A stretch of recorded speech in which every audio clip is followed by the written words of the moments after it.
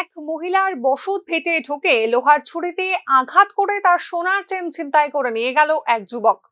ঘটনায় আহত মহিলার নাম মালবিকা ত্রিপুরা, বয়স 54। বুধবার সকালে ঘটনাটি ঘটেছে সিধাই মোহনপুর থানার সিমনা মতাইপাড়ি এলাকায়। বুধবার সকাল 10টা নাগাদ মালবিকা ত্রিপুরা তার নিজেই বাড়িতে বসে ভাত খাচ্ছিলেন। ঠিক সেই সময়ই একটি যুবক ওনার বারান্দার চেয়ারে এসে বসে। এরপরেই সে মালবিকা ত্রিপুরার সঙ্গে বিভিন্ন রকম কথাবার্তা বলতে থাকে, কিন্তু হঠাৎই ওই যুবক একটি লোহার ছুরি বের করে মহিলার উপর আক্রমণ করে। এরপরেই মহিলার গলা থেকে সোনার চেন ছিঁড়ে নেয় সে। চেন ছিনতাই করার সময় মহিলাকে এলোপাথারি মারতে থাকে ওই যুবক। তাতেই তিনি ভীষণভাবে রক্তাক্ত হন।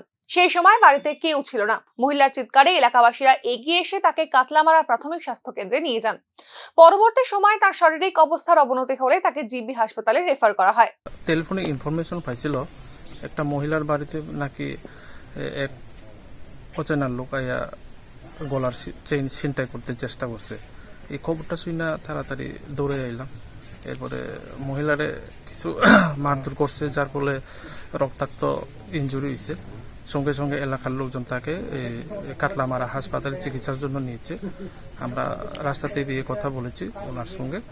আর যে লোকটা আয়া করছে, আক্রমণ করছে, এই লোকটাকে মহিলা ঠিকভাবে চিনতে পারেনি।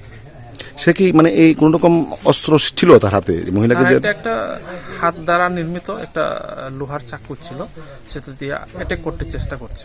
তার মধ্যে যে বাড়ি দিয়েছে, উস্তা দিয়েছে, লাঠি দিয়েছে, ড্যাগার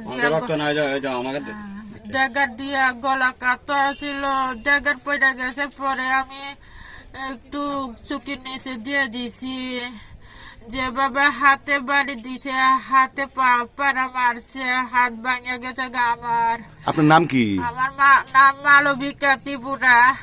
কোনখানে বাড়ি? মতাই। কেরা করছে ঘটনাটা দেখছেন আপনি? আমার সামনে বারান্দার মধ্যে আয়া চেয়ারে বইছে। আমি একটু মুড়ি তুলি বেশি আর কি, মুড়ি নিবো কয়া। এরপরে তাদেরকে চিনেননি আপনি? চেহারাটা